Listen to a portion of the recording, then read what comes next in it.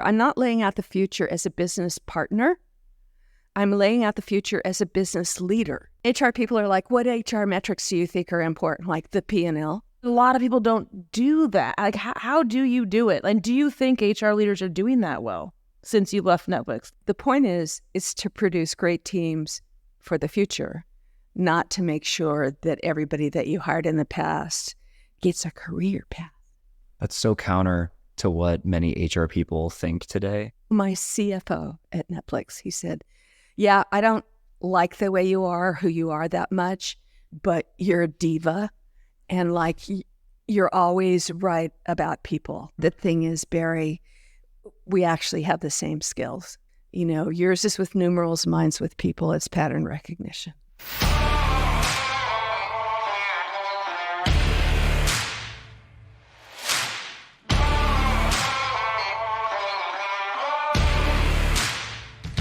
Hey, everybody. Welcome to the first ever HR Heretics podcast, where we get into the real talk of company construction.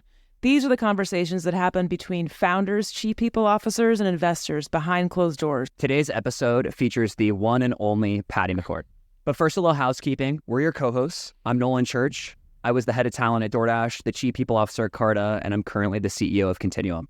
And I'm Kelly Dragovich. I've been an HR leader at companies including GitHub, Looker, Google, Intuit, Yahoo, Hired, and most recently Pendo. There's got to be more, right, Kelly? I think you have like 37 hits on your resume. Top of my head. Did you miss any? Did I? If I would have had you as my advisor in my last role, I'd probably still be working there. I'm telling you, I wish I would have had this 14 years ago when I started Adventure. I really do. I would listen every week religiously and then probably reach out to those people to ask questions, which we answer.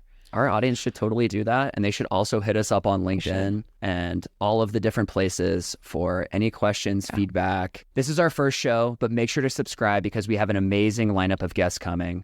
Apple, Spotify, YouTube, wherever you get your podcast. 5 stars only. Otherwise, we know who designed your comp and it will be lower.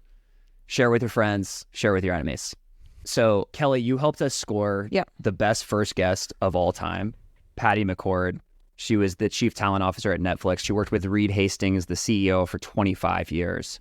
How did you get to meet Patty to begin with? So everyone knew of Patty. I knew of Patty, right? I met Patty, I believe it was late 2013 for the first time.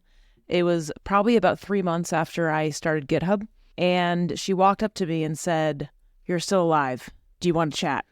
And I said, "I am. Yes, I do." And from there on, Patty was just kind of in my bat phone. Right. So I thought she'd be a great first guest. I thought, you know, the backbone of this show, Nolan, is we tell the truth. Right. We want to unveil the things that are said in the C-suite, in the boardroom, in the VC building that no one really gets to hear about. And some of those are controversial. Some of those are hard to hear. Some of those are difficult to understand. Patty's the GOAT in my mind. When I think about HR Heretics, I literally think about Patty McCord in my head. And I think that's who a lot of our listeners are going to want to model their careers after, model their partnerships after, model their board meetings after. I will tell you that I was a little bit starstruck during the conversation.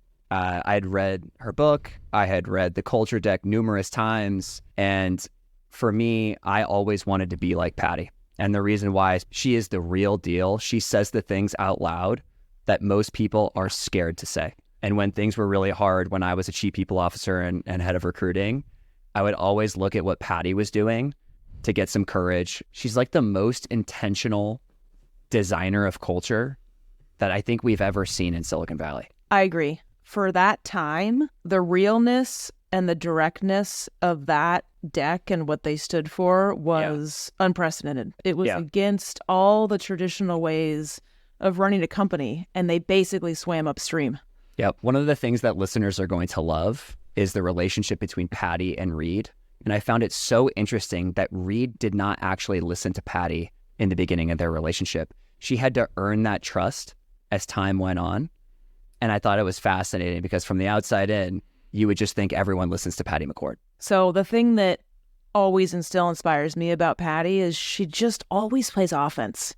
I think a lot of people in this industry, they play defense, right? They plan for the worst, they guard against, they mitigate, they don't go get. And starting with that culture deck, they just played offense. They weren't reckless, but they weren't fearful. And I think that gave a lot of people a lot of confidence to try new things. Without further ado, here's Nolan and I talking to Patty.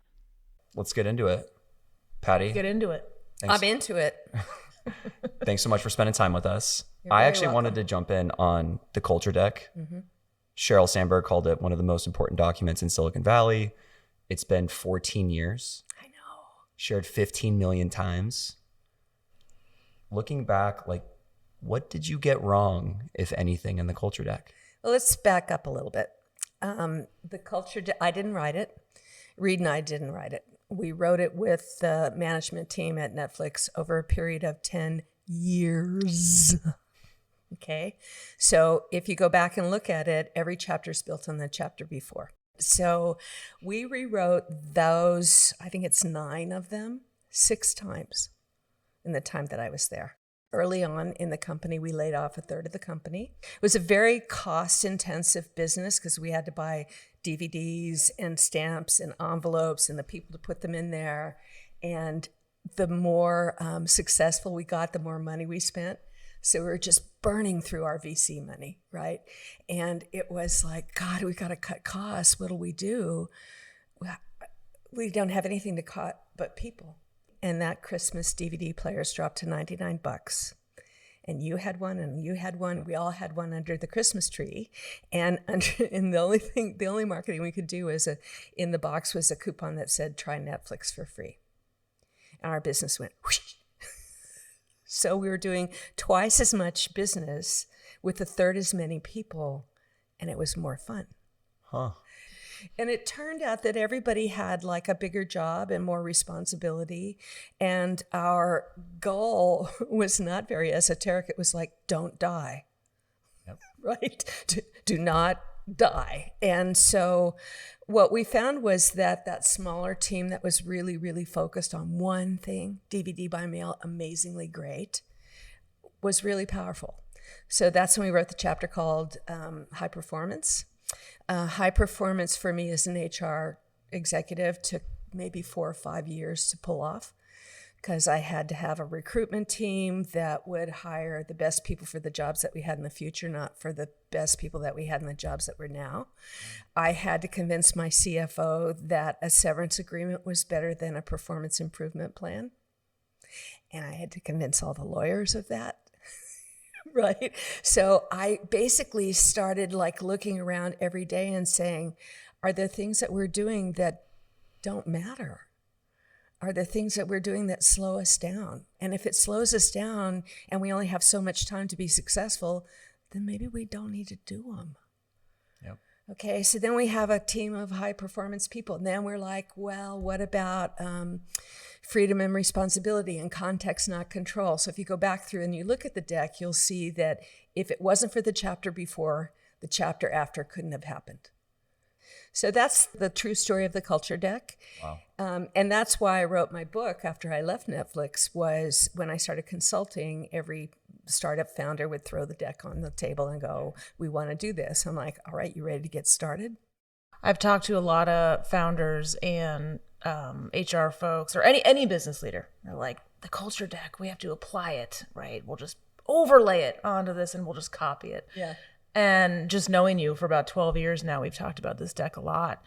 And I say, it's not really a playbook. I mean, hell, it's not even a playbook for them. It's more like a journal, like a journal of your life that you rewrite and change and evolve and build off and tweak as you learn more about yourself. Yeah, that's a really good description of it. This term playbook and deck, I just get hives when people tell me that. Well, you know, we didn't freaking journal. They didn't even know. We didn't write it for anybody but us, right? So how we used it at the beginning was Reed and I would meet with whoever we hired in a quarter who could usually fit in a room, and we'd go over the deck and say, this is what you can expect. And sometimes in those meetings, I'd see people kind of go, oh, shit. I'd be like, ooh, they're not going to last. Yeah. You know, so true story, we're driving to work one day and he goes, I met this woman last night who has this really cool company called SlideShare. And they share PowerPoint presentations online. I'm like, God, that's a great idea. I wish I'd thought of that. Wonder what people are going to put out there. He's like, well, I put the deck out yesterday. I'm like, you did what? Because it's so edgy, right? I'm like, oh, Reed, you're going to scare away all my, my potential candidates. And he goes, only the ones we don't want. Exactly. And it changed the way we interviewed the next day. So now I wasn't interviewing you to see if you had all the right acronyms on your resume. Now I was saying, tell me about the stuff you've actually delivered. Yep. Right? Tell me about what you've done wrong that you would do differently again. Right? So it created a conversation that was really important for us to be clear about who we were. And we were not saying everybody should. Yeah. It's funny that people are like, I want to do this. Like, be like you. Well, but you can if you're in a medical device company. You can if you're in a manufacturing organization. I mean, it's... Yeah. But it also gives candidates the opportunity to opt in or opt out. Yeah, and have real conversation. I remember when we could finally interview people who had offers from Facebook or Google or, the cool companies. And they'd say, can I work on anything that I want? I'm like, no, we rent movies. Like, it's not Google. Yeah. We're not everything to everybody. We do this one thing. And if you're not really interested in this problem, then that's okay. There's lots of opportunity at Google.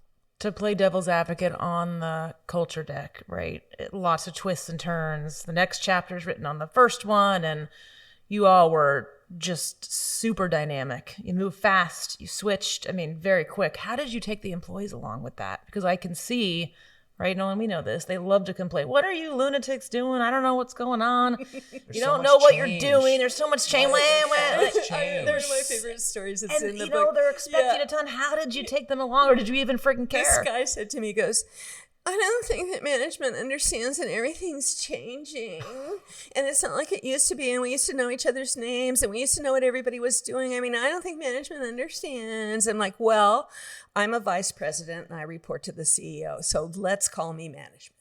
Okay.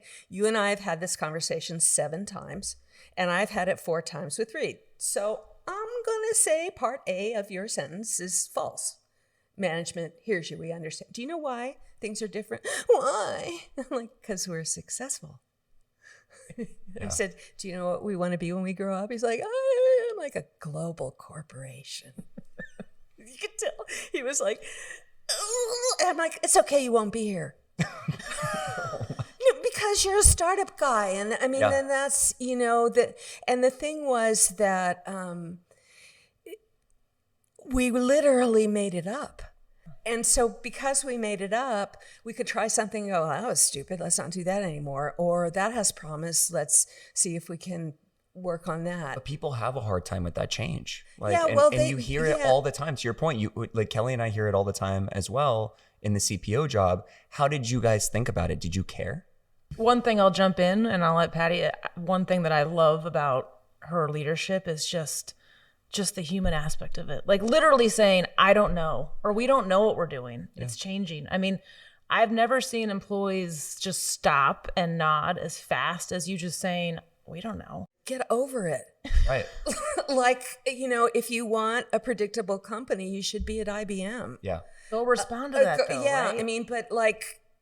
Yeah. And if you don't want to be part of the change, so I have a couple of sayings I tell people. So when they come and say, management made this stupid decision and I don't agree with it, I say, okay, I have 2 questions to ask you, and the second one's more important. One is, if you were in management, what decision would you have made? More importantly, if you're in management, what information would you want to have to make the best decision? So you teach people how to use the scientific method. You teach people that you're expecting them to think, right? Could you, I don't care about your opinion. I really do not. Problem finders, worth nothing. Problem solvers, weight in gold. Right. So but you have to model that behavior and you have to teach that behavior. And I think it's one of the things that's really hard right now with our distributed workforce. I love remote work and we can talk about how amazing those things are. But there's part of seeing great leadership in action that inspires people to be great leaders. Right. And those don't have to be very complex things. They're not. A lot of it I is remember. just I remember this leadership in action isn't genius. This guy's like, did you see that I asked a lot of questions in the development meeting? I'm like, I did, and all of them were kind of dumb. Asking questions is not very noteworthy. Yeah. Right. You didn't have any suggestions for how we could do it better. Yeah. And so that's kind of, it leads me to feedback, right? But most people think that feedback means telling people something negative in a nice way so that they won't feel bad. Right? It's the shit sandwich, right? It's the nice thing, the bad thing, the nice thing. And what it really means is if you're really, if the person you're giving feedback to knows that your objective in giving you feedback is to make you better, to make the company better, to make the customer happier, then you're much more willing to listen. But you're not willing to listen to just the feedback. The part of it that people miss is like, and here's what you could do differently. And here's what the effect would be. And here's what the effect of the way you're communicating is now. The other part is like feedback is like, as a parent, guilt tripping, that bad thing you did. That's a bad thing. Don't do that again. Shame. You should feel bad. Shame. Yeah, shame. You should feel shame when you do that again. I talked to my therapist about it with our kids right now. She said shame, embarrassment. The two things that I'm doing. I'm like, okay. But you're going to do it again. Right? I mean, it's just so ineffective. And if you think about effective feedback, it's when I say, Kelly, thanks for speaking up in this meeting about that. Because you've been complaining to me about it for months, but you've never said it out loud in front of everybody else. And thanks for your suggestion on how to do it better. Do that again. And you will do that today. 100%. 100%. So my understanding of how Netflix did feedback was once a quarter, the team would get around a table, and then everyone would give that person feedback. I'm sure that's like a little bit over dramatized. No, but I mean, that's one of the ways we did it. I mean, I probably tried 20 different ways when I was there. I never got it right. Interesting. I don't know what the answer is. I really don't. But I do know that the closer to in the moment it is, the more effective it is. Yeah. And also that you can be just straight with people, and that people can hear anything if it's true. Right? It's that sugarcoating that we put on it. You could have better interpersonal relationships with cross-functional teams if you worked on better communication. And you're like, what the hell is she talking about? Yeah, what does that mean? Yeah. And so with real examples in real time, especially in the moment, then that matters. So I tried that. Do you do it in the moment of like in a group setting, or do we grab this person after the fact? It depends on how entrenched they are. Right. It's really, really great to grab this person in the moment and do it in front of everybody else. And they're like, oh my God, can you believe what she said to him? Interesting. And she lived. Right. Because when I was at Sun, they'd be like, career limiting moment right there. We just saw that one. Hey everyone, we'll be right back in a moment after a word from our sponsors. Hey everybody, your co-host Nolan here. High performance and great culture should never be at odds. They're better together. With Lattice People Management Platform, companies efficiently run people programs that create enviable cultures where employees want to do their best work. Serving thousands of customers of all sizes globally, Lattice helps everyone work better together. Learn why companies from Slack to the LA Dodgers choose Lattice. Visit lattice.com/HRheretics today. That's Lattice, LATTICE.com. Have you ever had a negative experience hiring execs? I certainly did at Carta and DoorDash, and that's why I started Continuum, the modern exec search firm. Continuum connects execs and senior operators to venture-backed tech companies for fractional and full-time roles. You can post any executive-level role to Continuum's marketplace and search through our database of world-class vetted leaders.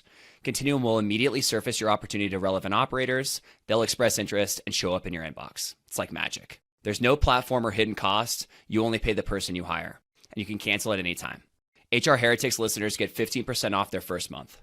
If you're thinking about hiring an exec in the middle of a search right now or don't know how to solve a problem, I get it. Scaling is hard. So check out Continuum in the description below, ping me on LinkedIn if you have any questions, or head to joincontinuum.com. Well, Get in trouble. this is interesting. This is kind of spicy. We were talking about this in the backyard before here. I have a hypothesis. It's not about how you're doing it at Netflix. It's great. But people have trauma.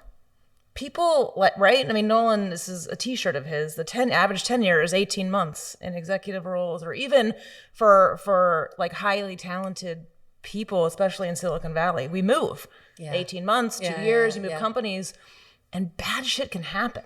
And you have trauma and you have scars. And so you kind of have to like retrain these people that it's okay to get feedback. You're not going to get burned, or you are going to get burned, because different companies, different founders, different leadership teams have these different cultures, and people are trying to move around and adapt to them. I think it's deeper. What you're talking about is deeper, because that idea that your tenure in a company should last longer than 18 months is a complete lie.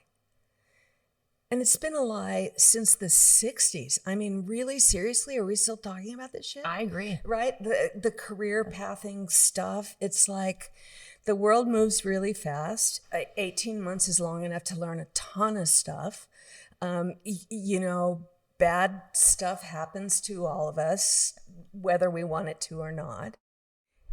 If you're 18 months in any job that's exactly the same as what they hired you to do, you should probably not expect a lot in the future.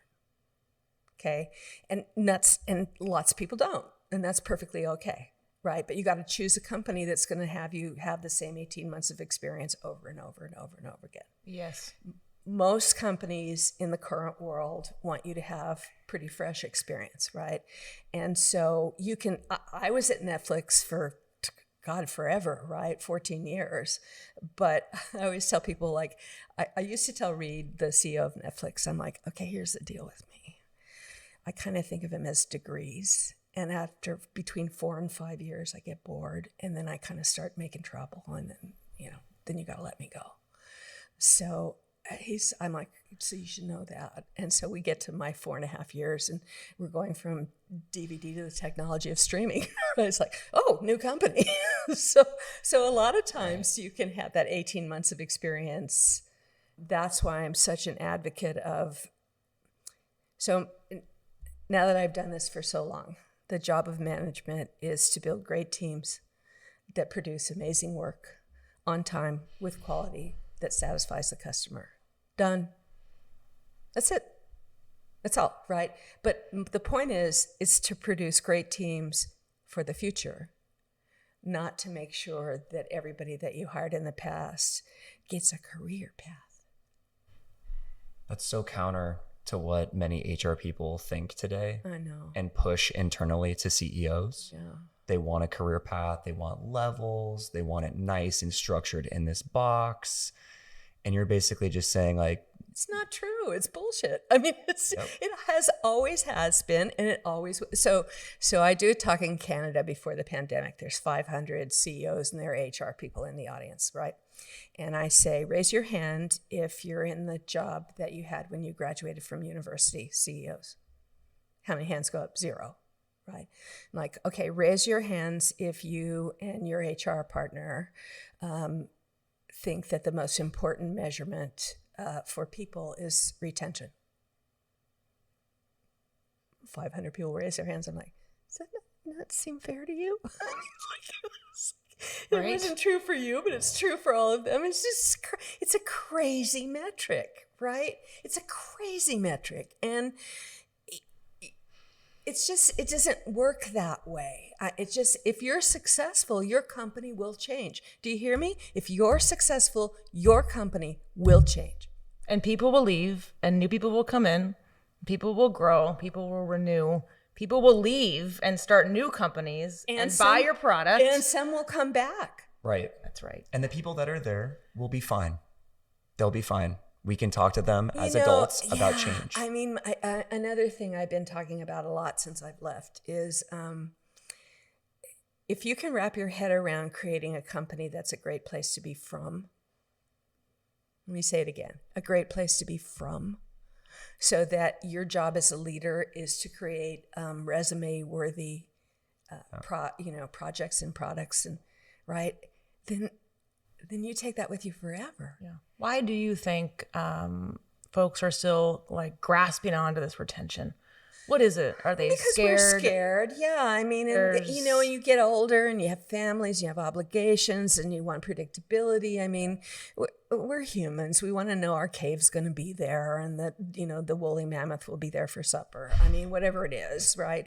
And so that's not illogical to not want security. It's just not true to promise it to people. Especially in a hyper-growth business. Especially in a hyper-growth business, especially for entrepreneurs. I mean, you know, I'm lucky because I have been part of a couple of really successful startup companies, but I am not the norm. You aren't, Kelly. You guys are. I mean, you know, the norm is like, well, I went to hell in a handbasket because it was either a great idea that was a feature, or it was a great idea that's part of something else, or it was a great idea that with bigger resources and complexity, then you can grow it in a way you couldn't do it on your own. So, I mean, that's the norm. And so what we don't tell people early in their career is the truth. Right? Yeah. You know, it's highly unlikely you will join this firm and be here for the rest of your life. But it's highly likely that every couple of years you're going to be in a significantly different job. I want to talk about your relationship with Reed. Yeah. How long did you guys know each other or have known each other? Reed Hastings, the former CEO of Netflix, he retired last year. Let's see, my relationship with Reed. I met Reed because when I was at a company called Borland, one of our executives left and he had a lot of options on what to do next. He was going to either be a professor at Harvard or he was going to join a startup, and he joined this startup, and I was coaching him on, you know, what choices to make. And I said, well, why'd you choose this one? He said, because I think the CEO is really talented and I think he has a lot of potential. So I was pretty frustrated because the company wasn't going very well. So I cold called. Are you old enough to remember star 69? Yes. Right, when somebody called you, do star 69, it would dial the phone back, right? So I did star 69, and Reed's sister was the receptionist. She answered the phone, and I'm like, hi, my name is Patty McCord. Can I speak to Reed Hastings? She puts me through. You don't know me, right? And I said, hi, you don't know me, but I'm going to be your next HR person, and I'd really like to come and meet you. And he's like, what? Who are you?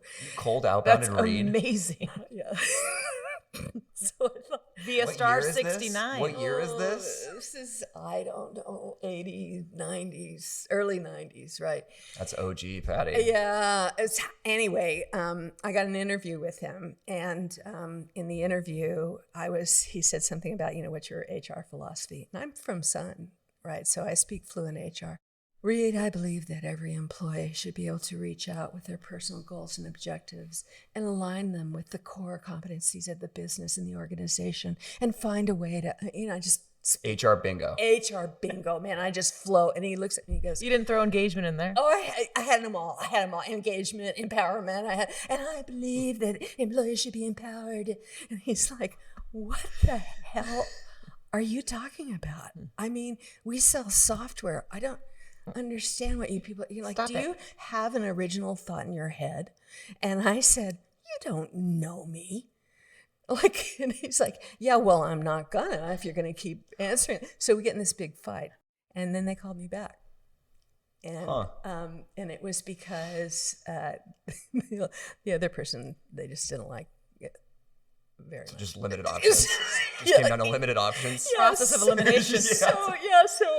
So a pipeline of two. And my background is recruiting, right? So this is the first time I've ever been like a real HR generalist and a professional. So I go in and I'm like, hi, Reed, I want to talk to you about the structure of the organization, where we're going. He's like, yeah, note I didn't ask you. Why don't you go away? Like, we got work to do, and I really don't need you to help me do that. So I told you outside, like, so we had this endless series of conversations over years where I'd say, you know, if you'd asked me what you should do in this situation, I would have said, probably not what you did. And I would suggest something different. And he would say, note that I didn't ask you. Mm-hmm. And then over time, he would come in and go, I did something you're not going to like, so I might as well tell you before you give me shit about it. And then after a while, it'd be like, I have this idea. What do you think? And because, you guys know this, you know how we get our reputation? We're right more often than we're wrong. And somebody said to me one time, my CFO at Netflix, he said, yeah, I don't like the way you are, who you are that much, but you're a diva. And like, you're always right about people, right? When we interview somebody and I disagree with you, you always turn out to be right. And I'm like, well, first of all, let me just bathe in that you called me a diva for a minute. Not that you're right. I was going to say, I was right. Yeah, again. this is like, whoa, because we fought all the time. And I said, the thing is, Barry, we actually have the same skills. Yours is with numerals, mine's with people. It's pattern recognition, right? So I don't care what they say on their resume. I care about what they've actually done, what they've actually delivered, and you want to talk about like, what rank were they at Harvard? Which has nothing to do with the job we're hiring them to do. Yep. Right? So that's our strength, right? And so where we get the respect that we want is not, demanding a seat at the table. Yeah. Why doesn't HR have a seat at the table? I'm like, just earn it. Right? Have the table be set and somebody say, oh my God, we should get Kelly. But in your case, you were actually like, okay, not being listened to. And at least in the beginning. Yeah, but I had to be right. Right. Right. I mean, I made a policy with myself that I would never say I told you so, because I would never have to. And you know what? Most of the time, it's like, this person is not telling you the truth. What do you mean he's not telling me the truth? I mean, you think he's lying? I'm like, pretty sure. There's so many HR people, though, Patty, that don't want to let founders make mistakes. And I've found that that's the only way people learn, especially founders. Yeah. The whole let them fail. I remember after I left Netflix, I was consulting to a company. This is when I was working Brannan Street. That was back in the day of the last .com boom, right? Everybody had the cool offices on Brannan Street. I'm like, I don't really do the side streets. I only work Brannan. And I go in, and this guy, it's a San Francisco office that's all full of brick, and there's 9 pool tables. I'm like, geez, you could put a lot of engineers in here. To take the space of the 9 pool tables. And the bars. So I say to the CEO, I say, what do you want for your company, right? What's your vision? He's like, we're going to be a well-oiled machine. We're going to deliver, we're going to produce, we're going to have great solutions for our customers. We're going to be just a team that's operating at maximum. I'm like, wow, that's great. Okay, so let's say you and I are playing pool, and we have we have a leadership meeting at 2, and it's 5 to 2, and I'm about to pretty much kick your ass. Like, what happens? He goes, you're not going to kick my ass. We're going to stay here until I beat you. I'm like, uh-huh. You want to have a well-oiled machine? Be on time. It's that simple. Yeah. Right? If you say you will, then do. And people are... in all my years of doing this, you guys know this for sure, we're just ducks. We imprint on leadership. And that's why, your question was, why don't we let founders fail? We don't have to let them fail, but we have to give them a heads up that, this has consequences, right? This decision, this act that you're doing has consequences. And I'm not the founder, you are. Yeah. Right? I mean, you're the boss, so you're laying out the future. I'm laying out the future, and I'm with laying multiple out the paths. future. Yeah. We talked about earlier. I'm not laying out the future as a business partner. I'm laying out the future as a business leader From a specific angle. From where I sit and I can see everything. When HR people are like, "What HR metrics do you think are important?" Like the P&L, right? Revenue, right? Yeah. Right. And so if every quarter you have a executive management offsite and everybody puts together, a slideshow of what they're going to do, and you notice that you're 3 quarters in and they haven't done it, like, okay, there's something wrong. It's probably people. But you don't have to go, I don't think so. I think you're unhappy. It's not whether or not you're unhappy. You're just not delivering. Yeah. So what's going on in there? Yeah. The relationship with these founders, just working with a ton of them, and you two, both of you, Yeah. and talking with even more than I've worked with, it's a tricky relationship, right? Especially in this HR people, whatever we call ourselves now. What do we call ourselves, Nolan? I have no idea anymore. We're people. In this job, because it has to be a balance between that business side and the relationship side. You can't be But it's both. too far. It's not a balance, Kelly. Yeah, I guess it is. But a lot of people don't do that. Like, how do you do it? And do you think HR leaders are doing that well since you left Netflix the last 12 years? How has it shifted? Well, I mean, I've seen things shift so dramatically since I've left, right? So when I first left, it was chief happiness officers and all that crazy shit. I mean, and then there's the pandemic, like, oh my God, are tech bros cooking their own breakfast? How's that gonna happen? Like, how are they gonna get their own cereal? Yep. And then because of the pandemic, we literally had a vision into people's lives and realized, oh, wow, they have children, they have spouses, they have obligations, because we can see it in front of us. And, up until then, we all believed that there were two personas that each of us had, the work person, the home person. And we told ourselves we could be two different people, right? It was only when things cracked, or your dad dies or your kid gets sick or something like that. It's only when the crack opens and you're like, well, I'm a mom too, I'm a dad, I'm a daughter, I'm a grandmother, whatever it is. By the way, I do this too. Yeah. And now we could see like into everybody's, literally into their bedrooms usually, right? Or their laundry rooms, and see that they got other things happening at home. And so I think that's a really, really healthy thing that's happened to work. And I don't think that, like, I get called all the time to talk about the future of work. You and I've talked about this. Mm-hmm. It's like, it's now. What are we waiting for? And if you go back, you'll be so sorry. It's just But it seems like we're getting softer. Like, we've gone through a lot of adversity, and it feels like we've come out on the other end like really soft from where I sit. Yeah, you're in the real world and I'm not anymore. So, I get to pontificate all the time. It's like, I was talking to somebody on a podcast the other day. I'm like, I love this place I have in the world now where I'm like this diva guru, right? And people are like, oh, you're so innovative. I never innovated anything. I just stopped doing stupid shit. If you could rewind 20 years today and come back in and hang out with Nolan and I, and all the kooks we hang out with in the current situation, would you? Why or why not? Would you do it again in this environment? Probably not successfully, because I'm such a hard ass.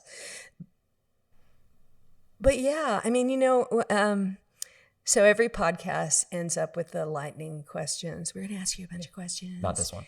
And you're gonna pretend like you didn't know them. And so I want you to act like it's spontaneous, right? And one of them is, what would you tell your younger self? And after I thought about it for a while, I realized I wish I knew how good I was then. Right. I didn't know that I was good at what I did until I made 6 figures and I had a VP title. Then I was like, oh no, I'm kind of a pro now. But I was a great recruiter. Yeah.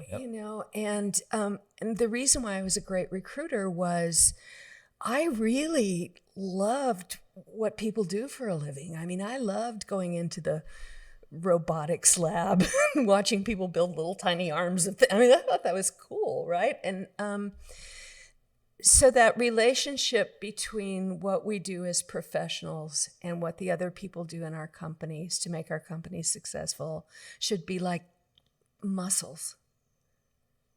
We're not outside of the company. We're not business partners. We are in the business, right?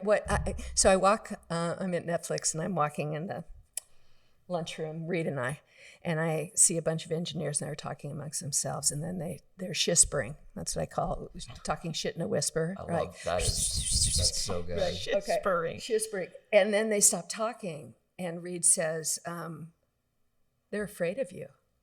I'm like, no, they're not. He goes, yes, they are. You control their title, their salary, whether or not they work there. I mean, what does it feel like? And I'm like, it feels like I have a lot of power. And he goes, yeah, what does that feel like? I'm like, what's it feel like, Reed?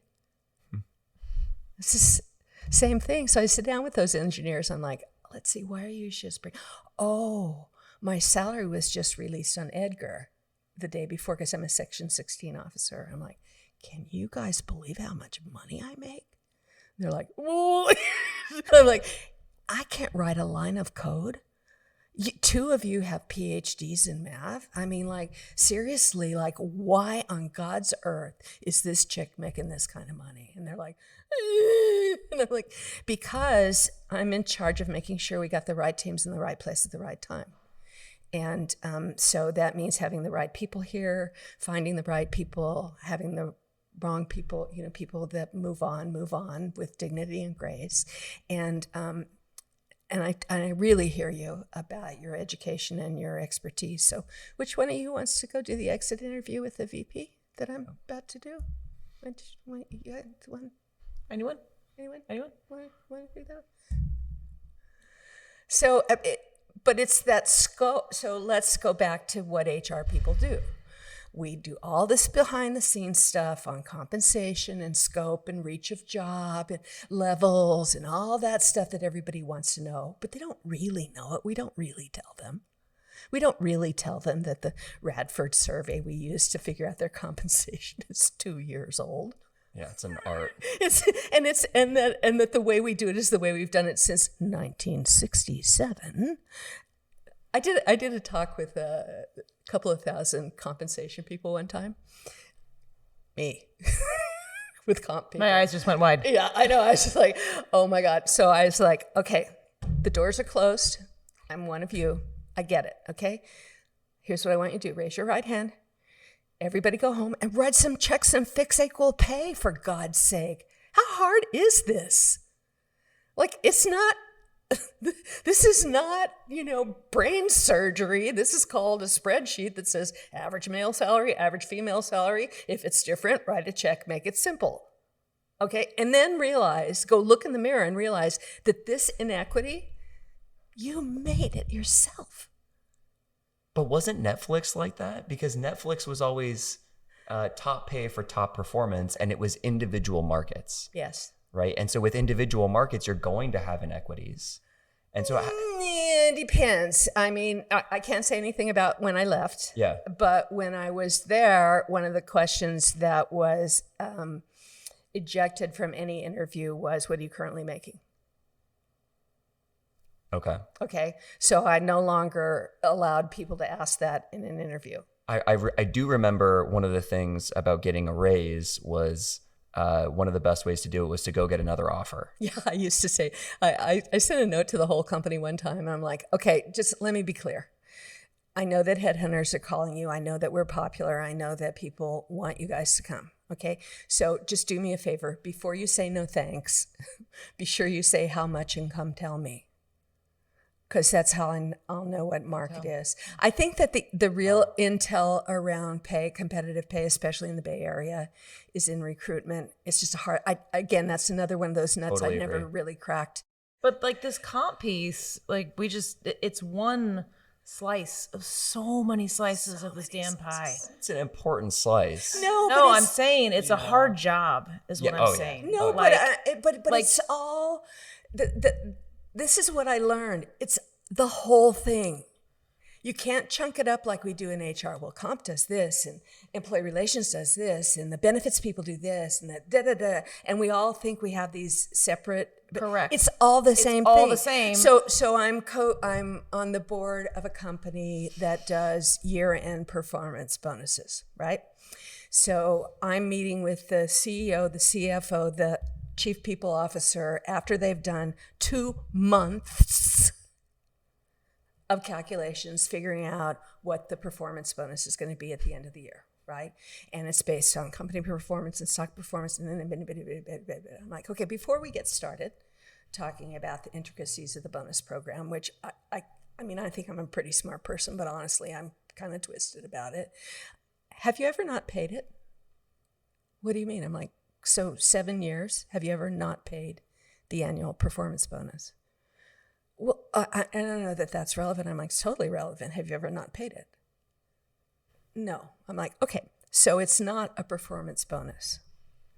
The only thing you have to do to earn this bonus is be employed on December 31st. So it's actually a retention bonus. It has nothing to do with performance. All these calculations that you're doing end up that people always get paid this bonus, right? And I'm like, so, and this is, 5-10 years ago in San Francisco. I'm like, and so your average employee is a 28-year-old single man who's living in the most expensive city in America. Why don't you just let him pay more rent? But it's so simple to say, but it's like Netflix did this years ago. This is not like a new concept, but it still hasn't been modeled. Like, yeah, why not? You guys tell me. That's what I want to know. You're in the world. Like, why do we keep doing this stupid stuff? It's just because we always have, because people always do. Partly because I think that, to be honest with you, I think that VCs typically come out of business, and when they advise their companies on what best practices are, they think it's what they did.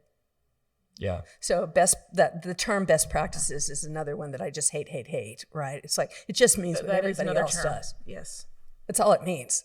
Well, ironically, the best practice term is hindering us from changing, right? I mean, if you want to, Netflix is one of them, right? It takes courage to be that first one to do something different, i.e. not best practice, potentially. Yeah, but they were so successful. Patty wrote a book. There's a culture deck that's been out for 15 years. Like, it worked. Yeah, but it's still not being modeled. It's not. So I'm talking to a friend of mine who had my job after I left, a couple times after I left, Jessica Neal. And I was like, oh, thank God we don't have our jobs now, because like in the middle of the writer's strike. Yeah. Right. I'm like, this would be gnarly compensation. Yeah. But then we're both like, ooh, this would be juicy. Because what they want is they want residuals based on reruns, and that's not how it works anymore, right? So they want to go back to the way it always was and get paid the way writers always have. But that's not the way it is now. So both of us were like, ooh, that would be really hard and really fun. So, it's about getting people in our profession that really think like innovators. Yeah. That's what's missing. That's what's missing. That's what's really missing. I totally agree with you, Patty. So how do we fix that? I mean, you see more business leaders going to these jobs. Is that part of it? Yeah, part of it. I mean, I see a lot of operations people going into HR now, and they're pretty good about that. They understand it. They're not risk averse either. These people are going in and ripping stuff up. Yeah, and because they've been victims of it for so long. I mean, they've been able to be stymied. They can't do their own jobs because they got to wait for all this other stuff that doesn't make any difference. And, I'll say this, I maybe leave you with this. I learned everything that I did from product managers and from engineers, right? So what I learned from them was, nobody at Netflix said, let's make your remote control a smidge better. Right. Let's make it so you don't have 100 channels, you have 12. I mean, whatever. We're like rethink the whole thing. A great example is we knew that you would binge 20 years ago, because as soon as box sets came out, everybody would want to load up their queue with box sets and watch them.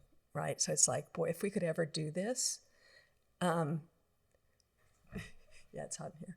Yeah. If we could ever do this, people would love it. Like, what if you could just keep fast forwarding and watch things, right? So between that knowledge of consumer behavior and the ability to technically do it was probably 10 years. Yeah. But what I learned from them was they would reverse engineer. I think it's risk averse. People are scared. People are scared to do things differently. And we were talking to David Hanrahan about this. And David said something really interesting is like, when I was younger, I used to be attached to like my thing. Like this was the thing I was going to do. And I had, every 6 months I'd go through like a different thing. Yeah. Versus like coming at it from a first principles perspective and thinking about it as like, if we're trying to build a hyper growth business and these are the things we're doing, how do we get the best people in the building and how do we keep them here? You know, I here's how I did it. I did it just like the product managers did. I would say when I got rid of paid time off, right? I didn't get rid of paid time off. I got rid of tracking paid time off. Right. And I stood on a chair back in the day when I could stand on a chair and talk to everybody in the company. And I said, look, my HR friends tell me I'm out of my mind, that this is just going to be terrible. Either everybody's going to work all the time or nobody's going to work at all. Yep. My lawyer friends and enemies tell me this is insane. We're going to be sued because men are going to take more time off than women, or whatever. It's going to be discriminatory. And I said, and all that could be true. These are smart people who I really respect. But to be honest with you, I don't see why anybody on my team needs to keep track of when you're at work. Right. I really think that this is best managed at the team level. So we're going to try it for 6 months. And if they're right and I'm wrong, then we'll do what everybody else does and call it best practices. Yeah, it's a great question. I just don't know why more of this doesn't happen. But why don't, back to like when we were talking earlier, why don't founders require more from us? Well, I was going to say a lot of it is the disposition, the personality, right? The risk aversion, and frankly, the dislike of HR crap in these companies. Really what you just said, though, is run it like an experiment. Right.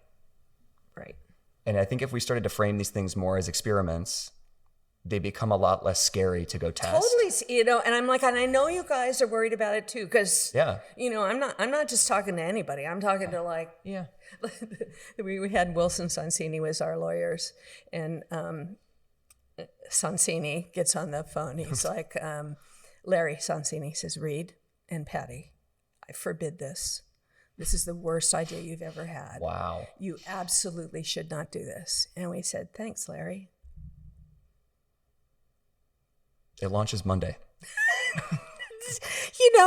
And it was really, we learned a ton from it. I mean, when I left, it actually went south. There are people like, hey, by the way, wife's pregnant. I'll see you next year. Like, people are like, what? So we didn't put enough structure around it to say, hey, by the way, we're paying you an annual salary, so you kind of need to do a year's worth of work. It takes courage to do that. But it's, if you run it as an experiment, you learn along the way, you make changes, nothing's set in stone. Here's my big start. There's 2 things really, really important. Adults.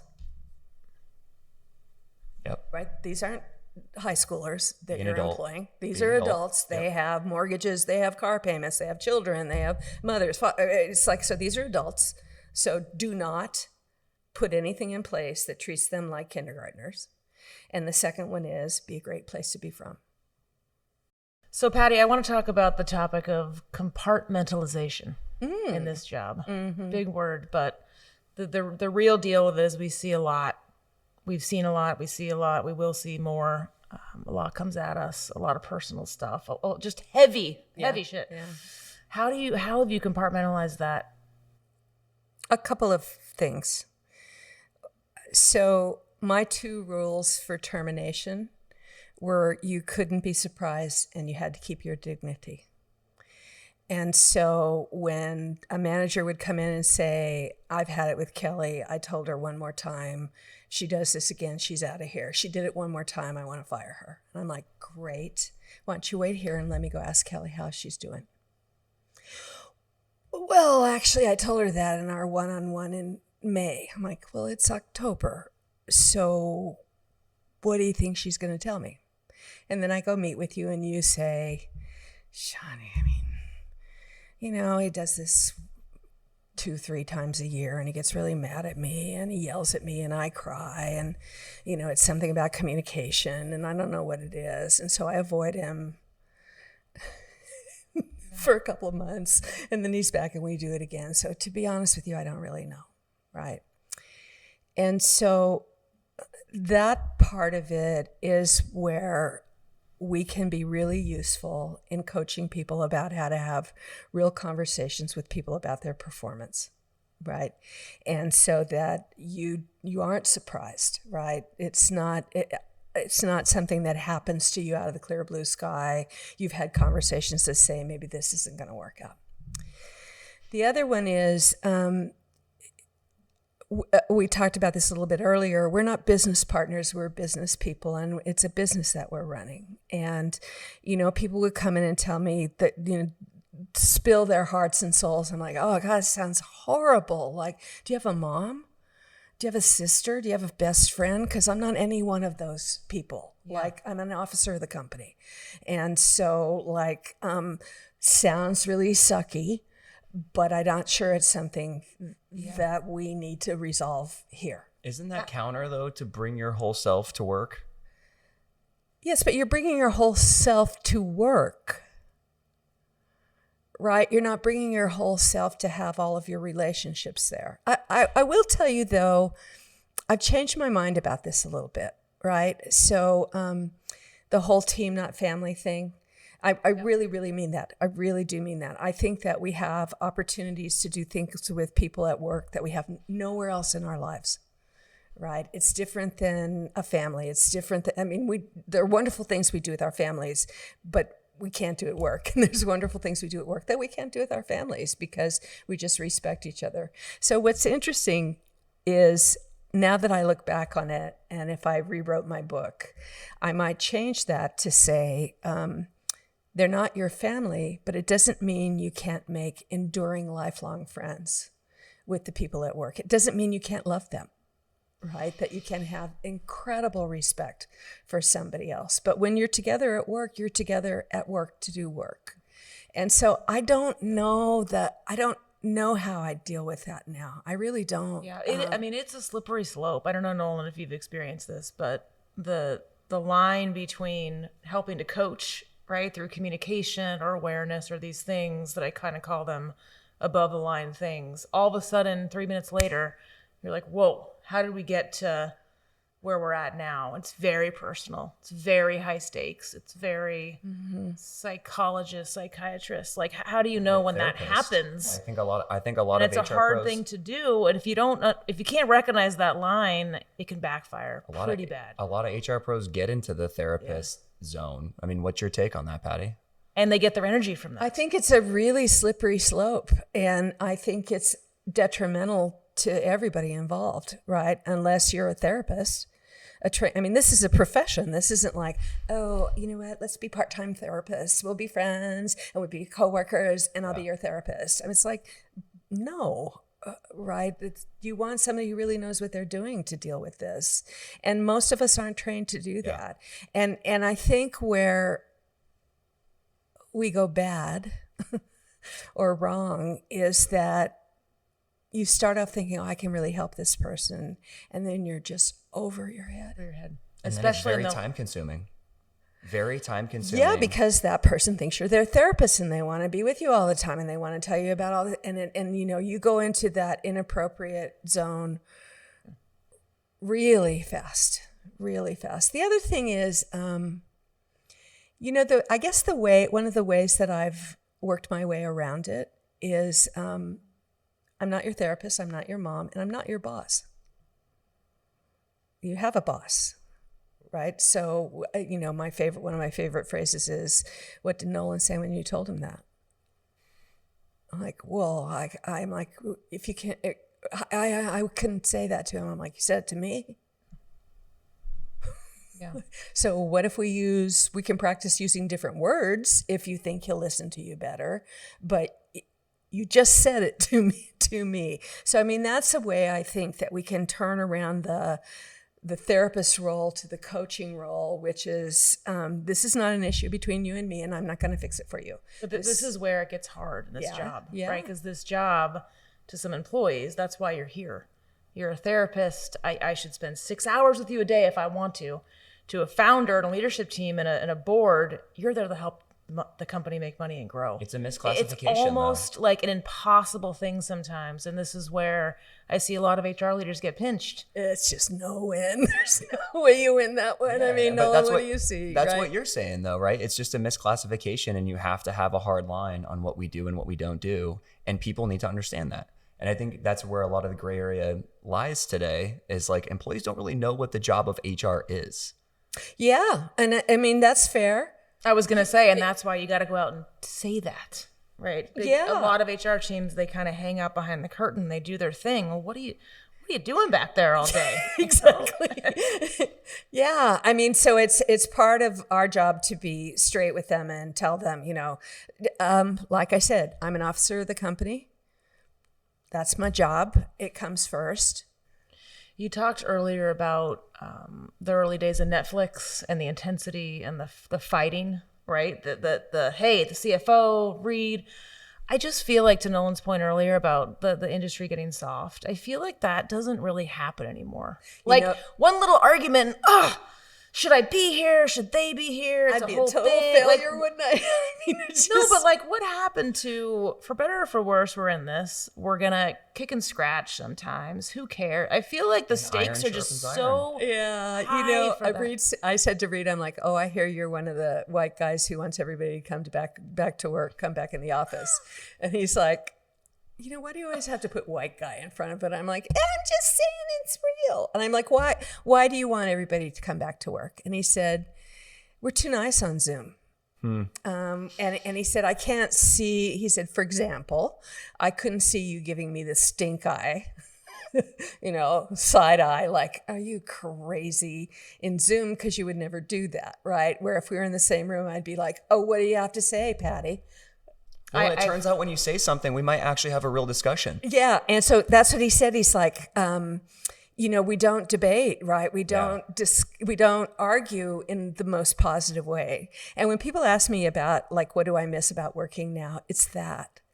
Like, I miss going into a meeting and being like, I am so right. I am so right. Just wait till these people hear my argument. I'm going to win. I feel like it used to be just a part of the job. Yeah. And now it happens and it's like a thing. And then, when people talk me out of it's it. It's a complaint. Yeah. And I don't know what's It's going a literal on. HR complaint. If you're seeing this, Nolan, but the softness out there, I'm like, we're brothers and sisters. We're going to fight. We're going to scream. It doesn't mean you need to leave or I should lose my job or vice versa. Like, it just is. It's the weaponization of HR. It's just like when we get into an argument, Patty, and then I don't like it, I'm going to go tell my HR BP that Patty was mean or Patty, wasn't listening to me. And it's just like, these are human relationships. It's business. There's a difference between our role as coaches that's different than a role as a therapist. And the coach says, let's use my example I just used. Well, you just told me. However, if you tell Nolan what you just told me, he'll probably squash you like a bug. So let's find a way that you can use different words to get what you just told me across, right? That might be so that he can listen, right? And because you feel unhappy is not a legit result, right? And so you have to teach people to go, and because you're unhappy, you're not very motivated and you're not working very hard and you're, now it's a self-fulfilling prophecy. Yeah, now it's a self-fulfilling prophecy and you're not actually doing anything and now he's mad at you because you're not doing it. And it's like, how do we stop the cycle? Stop the cycle. How do we create a healthy work environment? And also, I don't know how you guys do this. I'm just mystified. It's like, how do you tell people sometimes you just don't agree and that's cool? Yeah, disagree and commit. Yeah. The Bezos quote I love is, will you gamble with me? Uh-huh. I love that quote. And I honestly feel like more people should say it because we don't really know what's going to happen. None of us can predict the future, but we also can't continue to be so upset when someone does something different than what we want. Yeah. And, the other one is the results. If you constantly focus on the results mentality, which is you could be right and I could be wrong. Let's see how it plays out. And remember, okay? And if more than once you come to me where I think you're being a big fat whiner and it turns out that you're right, then I probably should have listened to you more. Right. But maybe the way you communicated with me wasn't a way where I could put a marker on what I perceive you to be whining about versus what it does to the business or the team or the group. I mean, it's that results orientation that I think that where HR people get in the slippery slope. For sure. Yeah. Last one for you, Patty, is you've been out of the game for a little while now. I think a lot of HR people are really tired right now. I bet. Do you miss it though? Do you miss being in the arena? I miss being in the executive arena. I don't miss being in the HR arena as much, but because I haven't been for 20 years. You know, I mean, the whole time I was at Netflix, I wasn't the HR person. I was a business person, and I've been gone 12 years, so that's 20-something years. So I think it's a challenge for people now, but I think it's an incredible opportunity. I mean, we don't have to go back. We can create our own future. It's right here in front of us right now. We can do all kinds of experiments. I mean, that's, you know, when people say, I think I told you this earlier, oh, we'd love to do what you did at Netflix, but we can't because we're regulated. We can't because our CFO won't. We can't because we're in Europe. We can't because we couldn't possibly work from home. And then 48 hours later, the whole fucking world worked from home. Right? And it's like that muscle was always there. Yep. Yeah. It was always there. And so now you know. And I think that, to be fair about how people are responding right now, it's that the pandemic was so emotional and so hard. And there was so much psychology to it, to be honest with you, right? It's like, you know, my son will tell me, he and his friends will say, you know, we're not so much worried about us. We're in our 30s, late 30s. Mm-hmm. It's the people who are new to work. And, you know, when you get out of college, or it's your first adult relationships with people who aren't your friends or aren't from school or aren't your family, is the people you have at work. And we have a whole generation of people that didn't get to do that. 100%. I actually, full honesty, I don't think about that enough. I can't imagine starting into it when I was 21 years old on Zoom. Yeah. I just never meeting another person, right? Never going out for drinks after work. Never. And you're in a 500 square foot apartment, you know, in New York. Correct. Like, so I do agree with this hybrid. I mean, full remote, I just can't. I personally can't wrap my head around it. Well, I mean, I'll talk to you on the other side of the spectrum. I also think that when people complain about the workforce and we don't have enough talent, blah, blah, blah. I mean, I'm an old lady now, but I'm a really smart old lady, and I'm not done. And I think we miss a lot of wisdom out there. Because, you know, we're inflexible. We're inflexible about older people, right? It's like they don't know. Of course they know. I mean, you know, I've been in tech my whole life. You think I can't figure this stuff out? So there's a calm and a wisdom that's available to us too. That's not just fresh and young and new. And it's that combining those two things could be so powerful. Once again, it's not either or. I feel like this either or forcing is just and how we can learn from each other. Yeah. Right. I mean, there's so much. The reason I'm doing the podcast with you is because I learn a ton from talking to you, because you're in the real world now, and I'm not in it every day. But I know what I've learned, and I know it's possible. Patty, this was gold. So appreciate your time. Yeah. Thank you. Welcome. HR Heretics is a podcast from Turpentine, the network behind Econ 102, Moment of Zen, and Turpentine VC. Subscribe, 5 stars, share it on Apple, YouTube, Spotify, anywhere you get your podcasts, all the things.